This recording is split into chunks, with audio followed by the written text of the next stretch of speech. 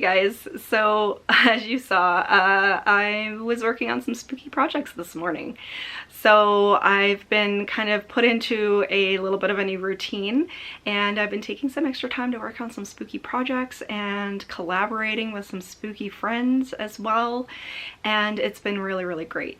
So I'm not going to go into too much with these spooky projects that I've been working on, but hopefully over the coming months I will let you guys know kind of what that is and what to expect. I hope you guys will come along the journey with me. So yeah, so we're gonna do a weekly reading vlog this week. I wanted to take you guys along with what I'm getting back into reading. Like I said, these spooky projects. We're probably going to venture outside of the library, and we're also going to do a little bit of work on the library actually. So I wanted to take you guys along with that. So hopefully you guys enjoy the vlog.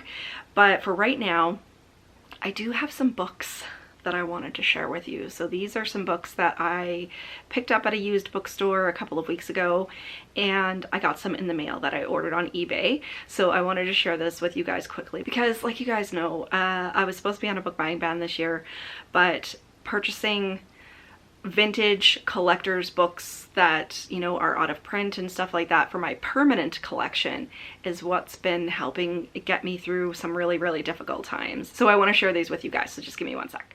Okay, so starting with the books that I found at my used bookstore in Calgary. So I've mentioned this a couple of times before that they're really hit and miss. Their horror section is very small and is mostly like Dean Koontz, Anne Rice, Stephen King, and not really a whole lot outside of that. So their horror section is super small, but I do typically find some really great YA and middle grade vintage series and horror and all that. So the first one that I found, somebody went in there and cleared out their Sweet Valley section, but they did have a couple left. So this one is number 71 from Sweet Valley High. This is starring Jessica. So it says, "The spotlight is on Jessica, or is it?" So of course it has that wonderful original cover. And I knew this is one that I needed for the collection. So one thing that I have to start doing is taking a list of the series that I have, because there's another book here that I bought on this day that is actually a duplicate. I wasn't sure if I had it, so I have to get into the habit of like printing out lists of all of the series that I have and making sure that I have it with me when I go to these bookstores, because you never know when you're going to luck into something like a Sweet Valley or whatever. And so this was great. I knew that I didn't have this one because I knew that I didn't have any of the 70s. So this is really great, and I've been craving these books lately, because if you watch Zach over at Shadyside Library, he's been getting into reading Sweet Valley and has really enjoyed them. So I've been wanting to pick up some Sweet Valley books lately, so I'm probably going to start rereading some of these pretty soon. So let me know if you guys were Sweet Valley fans when you were growing up. And then next, so I actually did find this one in their horror section, this is the first time I've ever bought anything out of that section there. So this is The Horror Writers of America present Under the Fang, edited by Robert R. McCammon, which we all know is a great author. And it says, "Enter a nightmare realm where vampires rule."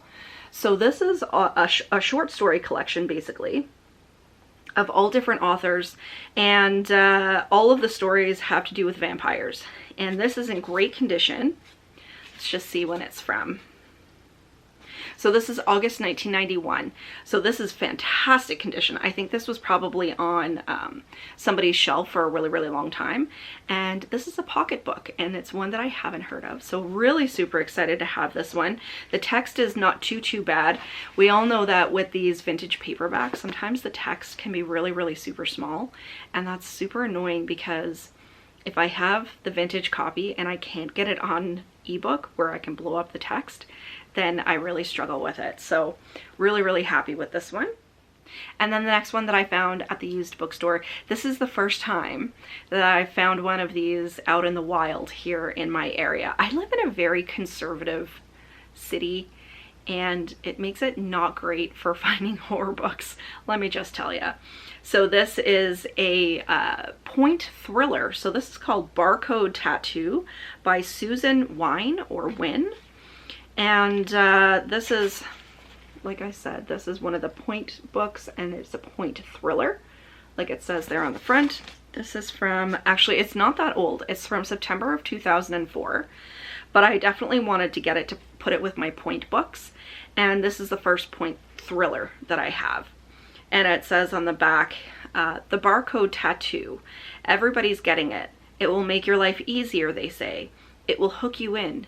It will become your identity. So it kind of revolves around that idea of everyone has a barcode and it gets scanned, and you know, things go awry and all of that sort of thing. So I remember there was like conversations about that when I was growing up, you know, when we were around the Y2K.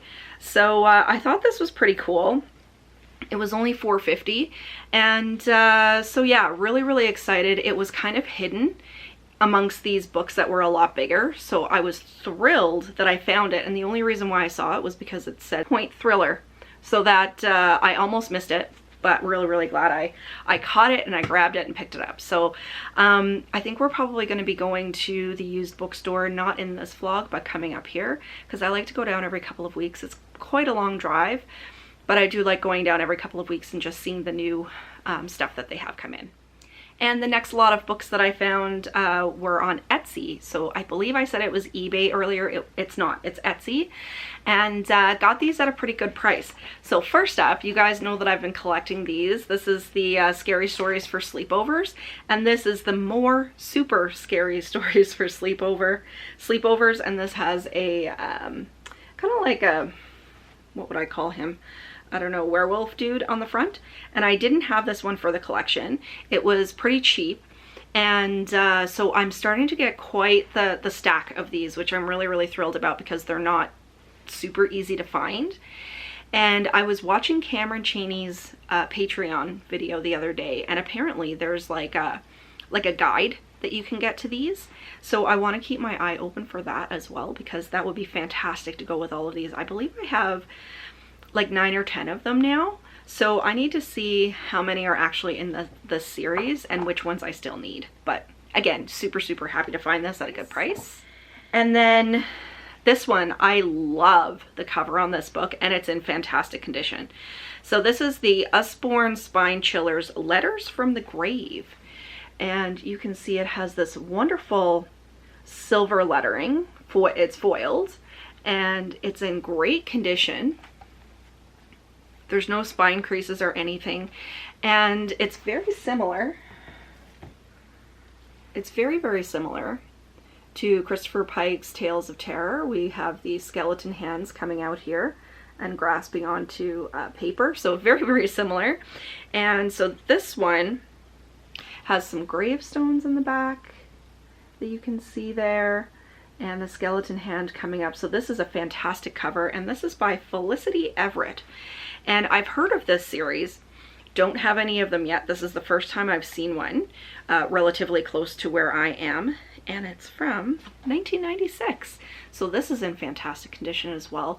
Really super excited to start my collection of these. And we have a couple of more, so you guys know that it wouldn't be a book haul without some Caroline B. Cooney. So this is Burning Up, and it's got this shiny reflective cover. It's actually really hard to see kind of what's going on here. I don't know if, I think what I'm not sure what happened here, but sometimes I think this had the kind of the lamination ripped off. I'm not entirely sure, but it's very hard to see what's going on with the cover. But this is a library book, an ex-library book, which I don't really care about. I'm just happy to have this one for the Caroline B. Cooney collection. And this is one of her kind of later ones. This is 1999.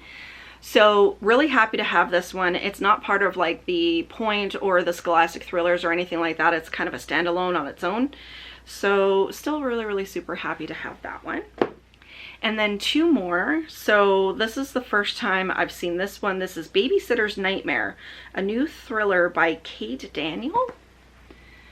So we've got some babysitters here, and it says, when she wakes up, the cradle falls. So that's interesting. Never heard of this author before. And this is a Harper paperback from 1992. So again, this is in fantastic condition. There's no spine creases. There's no creases in the covers or rips or tears. There's no writing on the inside. So that's really, really rare to find one that's so old like that with nothing wrong with it. So definitely want to put this one kind of top shelf and keep it in its pristine condition. And then last but not least, so this is completely new to me as well. This is a Fun Facts horror book, number 10, The Wood by Elaine Shishton. So love the cover, love the foil lettering here. So we have the woods, and so like I said, this is a Fun Facts horror. So this is the first that I've seen of this. And funny enough, I've got to read how this works on this side. So we've got some instructions here. You can see, and these, they're almost like they go into a binder. I believe I've seen something like this on somebody else's channel, and I'm not sure how it works, but I thought this was pretty interesting and definitely something new that will go into my collection. So I'm going to be looking for more of these. So I'm going to read through the instructions, and I'll let you guys know kind of how this works. So there you guys go. That's the little kind of mini haul. And before I go up and start reading, I wanted to share with you what I'm reading right now. So currently for my physical book, I'm reading book 1 in the Buffy the Vampire Slayer, the Archway, the Brown books. And this is The Harvest. And so this aligns with the very first episode of the show. And I have to say, because if you've never read these before, I was wondering, like, do these follow along exactly, or are there changes in the novelizations? So number 1, I didn't realize that this is actually written by Richie Tankersley Cusick. So I didn't realize that before, I didn't even notice. So I thought that was a pretty cool thing. And I did want to let you know that these do follow along almost word for word. It's almost like you're reading a script. So it's almost like I'm watching the show again, like I'm seeing the show play as I'm reading this. So that's pretty cool. So I'm going to continue reading this one. And the other books that I'm working on, as you saw in the clip earlier when I was working on my spooky project, I am rereading the audiobook for Helter, Skelter, which is one of my favorite books of all time. It's probably my favorite nonfiction book, and I absolutely love it. And it's perfect to put on in the background when you're doing housework or working on something. And I find out of all of the documentaries, books, everything that I've read about Manson and the family, it has the most information, which is great, because I find that when I watched other things, there were a lot of holes. But it's a very, very long book, and I've been reading it for the past little while. I haven't been reading really anything physically up until yesterday when I started my Buffy book, but rereading the audiobook for that has been really, really awesome. And then the third book that I'm working on this week is Rosemary's Baby by Ira Levin. And I do have a physical copy, a vintage copy here, but like I mentioned before, sometimes I find the text is very, very small. So I downloaded the ebook onto my Kindle, and I've been really, really enjoying it. It starts off very well. There's no fluff, there's no filler, and it's a fantastic book. So I'm still really, really early on, like I said, into the Buffy book and Rosemary's Baby. So I will get some more reading done, and I'll touch base with you guys later.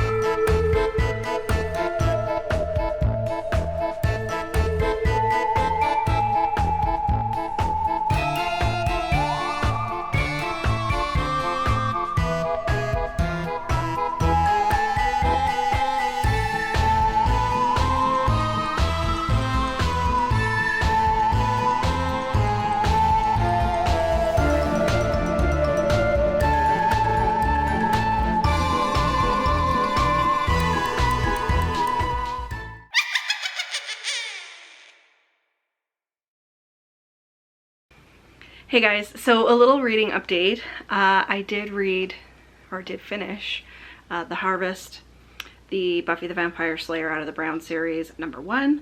So, I mean, what can I say about this? Like I said, it's almost exactly like the episode. And as I was reading it, I was kind of like playing the episode in my mind. So this is great because, I mean, obviously we start to see the development of the relationships between Buffy, Xander, and Willow, and, you know, we have Giles in there, and we're starting to get the introduction of the Master. So this is great. If you're a Buffy fan, you know what this book is about, and if you don't, I would highly suggest watching the show and then maybe picking up the companion books.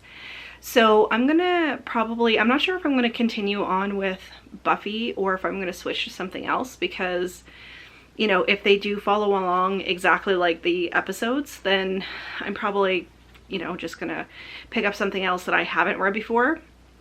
But I also think that in this Brown series there are books that don't follow along the episodes, so I've got to look into that, and once I do, I will let you guys know. So that was that one. I mean, it was 4 stars, you know, there's not much I can say about it because it's exactly like the episode. And one book that I did pick up last week before this vlog started, and I actually DNF'd it, but I am keeping the book, was this one, Phone Calls by R.L. Stine. So this is one of his very, very early books. This is 1990. And so obviously this is outside of, you know, the Fear Street or Goosebumps or even the Point Horror, anything like that. This just is kind of a standalone. It is an Archway paperback. And so this is about a group of teenagers who, like, one girl likes this guy, but he doesn't like her, and he likes somebody else, and then there's another guy that likes the first girl and stuff like that. So I thought it was going to be pretty good because, you know, you always get those cheesy love triangles and everything in there. But I have to say that this was such a poorly written book that I just kind of gave up on it. And I say that because it made me chuckle. It did make me giggle because it was totally silly. But, so I'll just give you an example. So the chapter headers, Julie calls Toby. And then during that entire chapter, it almost reads like a script, like a script of a TV show. Julie said this, Toby says that, Julie says this, Toby says that, Julie says this, Toby says that. There's no plot, there's no development, there's no, like, there's not even paragraphs in there. It's just like quote, quote, quote, quote, quote. And then you move on to the next chapter and it says Julie calls Toby back. And then the next chapter is Toby calls Mick. And then Mick will call Julie and Julie will call her friend. And that's what the entire book was like. So it's very silly. It's very cheesy. It's almost like it was written, honestly, like by a high school student. And but I am going to keep this, of course, for the R.L. Stine collection. It is a vintage book, but I did want to give it a try. And I mean, you know, if you do see this book out in the wild, go ahead, pick it up. It's cheesy, and you know, it'll be wonderful for anyone who has a vintage collection, like a vintage R.L. Stine collection. But the book itself is not fantastic. And then as for Rosemary's Baby, so this is obviously classic horror that I'm reading for the first time. And if you don't know anything about it, it's by Ira Levin. It was written and is placed in the 60s. And it's about this young couple who move into an apartment building, and the apartment building is kind of cursed. Like, the guy who's a friend of theirs that is looking for an apartment for them, he even says, he's like, I don't know if you want to move in here. It has a sinister past, like weird things happen, but you know, it's an old kind of Victorian style, 19th century, whatever, style house, and they really want to move in there. It has like really ornate fireplaces and it's beautiful and everything. It's exactly what they want. So they push and they move in. And then, you know, it's a very kind of idyllic sort of life with them, and it's written in a way that you're kind of smiling because it's the magic of ordinary days and this, you know, this wonderful character development of this young couple. And then they start meeting other couples that live in the apartment building, and a mysterious older couple who lives in the next apartment over. And I won't get into too much detail, but things start to deteriorate and it gets kind of crazy. So I'm almost exactly 50% of the way through the book. And obviously the lady Rosemary has a baby, and Rosemary right now is pregnant. So if you have read the book, you know where I am in the story. If you haven't read the book, you know it's following this woman and she gets pregnant during the journey. So I have to say I'm really enjoying this because, like I said, it's written really, really well. I believe I said that in the last clip. It's written really well. There's no fluff. The story keeps moving. There's no filler. And it just jumps from thing to thing to thing to thing. And so you're never bored with it. I actually have a lot of problems putting it down once I get into the story. But it's very subdued and very slow burning. Like, you know, you're kind of going along with the magic of ordinary days with this couple, and then something weird happens. And it's just enough to keep you intrigued. So I'm really, really enjoying this book. I can picture it in the 60s. I can picture the outfits and what it's like and everything. And so I'm going to continue on reading that, and I want to get it finished up before Saturday because I am going to watch the movie, and then I'll do a book to movie comparison for you guys Sunday morning. And so really, really enjoying that. I've never seen the movie before, which is so funny because it's such a classic, and it's just one of those ones I've always wanted to watch it but just never got around to it. So we're gonna watch that on our date night on Saturday night. And then, so we're gonna do some work on the library. So I'm gonna take you guys along and show you what it looks like. And of course, I'm gonna continue reading Helter Skelter on audiobook while I do that. So that's it for right now. So once I start work on the library, I will take you guys along and we'll get this cleaned up.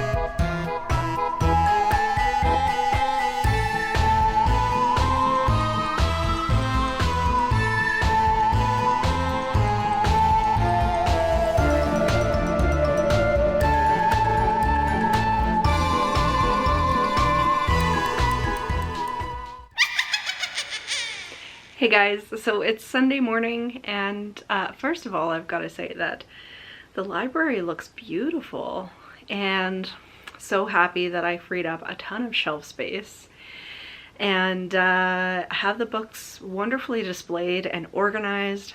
Just to get this little bit done took me forever, so I can't imagine people who have huge libraries how long it takes them to reorganize their books. So anyway, this is done for another little while, and I can continue collecting my vintage horror books and have tons of space to do it in now. So really, really happy that I got that done. So last night, as you guys saw, we did watch Rosemary's Baby. We had a wonderful dinner, and it was great. So I had finished the book earlier during the day, and then we watched the movie last night. And I have to say that starting with the book, I think this is one of my favorite horror books. And it's kind of funny because I don't know if you would really classify it as horror. I know it's like a classic 60s horror, but it's more of a, to me, it's like a psychological thriller. So I did describe earlier a little bit of the book. So obviously we have Rosemary and her husband who move into this apartment building, the Bramford, and I believe I described it earlier as Victorian. It's not. It's actually like a Renaissance revival. So that's fantastic. You can just picture how beautiful this apartment building would be. And if I was her, I'd probably want to move into it as well. And just the fact that it has a sinister past actually really appeals to me because I love places with like a lot of history. So like I said, it's this very subdued, slow burn kind of psychological thriller where you have this couple and they're, you know, happily married and they're in love and all of this kind of stuff. And you can slowly during the book just see the unraveling of their relationship together. And then after Rosemary gets pregnant, you can kind of see the unraveling of her psychology, I guess, as well. And then we have that trope of, you know, is there something sinister going on here? Is there witchcraft and Satanists and all of this that are kind of living within the building that have a conspiracy against her? Or is this all kind of baby brain and her psychology is unraveling? And then we have the underlying of, is God dead? Is occultism real? And all of that sort of thing. Of course, this was written during kind of the hippie era. And then we have women's liberation and all of that. So it has a lot of subplots that really interest me.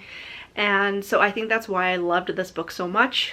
And the other reason is because, like I described before, there's no fluff, there's no filler. It just rolls along and it takes you along the story with it. So you're never bored. You're always intrigued. You're always interested. It takes you along to the next part. And I really, really enjoyed that fact. And kind of, you know, around the 50% mark and onward, things start to come together for Rosemary in her mind of kind of what's going on in this sinister couple that lives next door. And it was just fantastic. I loved this book. I think, like I said, it has to be one of my favorite horror books that I've ever read, and I don't know why it took me so long to read it. But then you get to the movie, and while I loved the movie, I thought Mia Farrow was great, but with the movie I did find that it was dragged out. It was 2 hours and 17 minutes. And although it follows along, which is funny for movies that are based on books, it follows along with the book almost verbatim in, you know, for the majority of it. There's one section that's cut out, but, you know, it didn't really affect the story. But it follows along almost verbatim to what happens with Rosemary, which on the one hand is great because as someone who is a reader, when I see the movies, I'm like, oh, they left that out, they left this out, why didn't they do this or that? But on the other hand, it did drag for me. 2 hours and 17 minutes was, I think, way too long for this story. And then at some parts, this wasn't me because of course I had read the book, but for my husband, he was like, I've lost it. He was like, I can't follow it anymore, I'm confused. And so I don't know if it's because it was such a slow burn that he kind of zoned out a little bit and then missed parts of the story. But I can see that happening with some people when they're watching this movie, that, you know, it is very, very long and you can kind of lose your way a little bit. But what I did love about it, like I said, Mia Farrow was fantastic. And then I also love the setting of the Bramford, of their apartment building with the wonderful fireplaces and the vaulted ceilings and all of that sort of thing. It was absolutely beautiful. But I think out of the two, I definitely prefer the book. I found that the movie did drag a little bit. And then from Matthew's perspective, he did find that it really kind of drug along, and it probably could have been cut down to about 90 minutes or so. The only thing that I will say for, you know, if you've never read this book and you're not used to reading things from bygone days, number one, it does deal with some SA, and the other thing is it does have language and prejudices and ideas from bygone days as well. So for example, Rosemary does drink while she's pregnant. And there's also some homophobia and some racism in there as well. So for those couple of small things, you do have to kind of take it with a grain of salt. But for me, you know, I know it was from bygone days, so I kind of just glossed over those parts and really still was able to enjoy the story. So I had to give this book probably 4 stars. I think the ending could have kind of had a little bit more to it, but I do still appreciate kind of where it left off. So, and then wrapping up the couple of other books that I read. So we read the Buffy book. I really enjoyed that one. Phone Calls by R.L. Stine, not so much. And I'm almost finished Helter Skelter. I listened to it the entire time I was doing the library yesterday, and it really blew through a lot of the bulk of like the trials of the family and stuff like that. And what I didn't realize was that, you know, Rosemary's Baby is from the 60s. Helter Skelter, you know, the whole Manson family killings and everything happened in the 60s, and then the tie-in with Roman Polanski and the family and everything. I didn't even realize how closely intertwined these two books were, and it was totally unintentional, but it ended up being kind of a whole themed reading experience from the 60s, which was fantastic. I love how that turned out. So really enjoying Helter Skelter. If you do have an interest in cults or the Manson family specifically, this is probably the best source material for it. It's a 5-star read for me. I will read it again down the road. I believe I read it last year as well, and I have it on audiobook, which was probably the best way to read it because it is very fact heavy, and I can see how reading it physically would kind of get a little bit bogged down. So I would highly suggest getting the audiobook for Helter Skelter. I would highly suggest reading Rosemary's Baby, and the Buffy novelizations are also fantastic. So that's it for me. It's Sunday morning. I'm tired. It's relaxation day for me. Sundays are for eating and sleeping, in my opinion. So don't even have any makeup on. I've got my comfies, my Spirit Halloween hoodie, and I'm gonna go relax and have a cup of tea. I hope you guys enjoyed the video. If you did, please make sure to give me a thumbs up and leave me a question or a comment down below, because you know I love chatting with you guys. But until next time, stay spooky, everybody. Bye.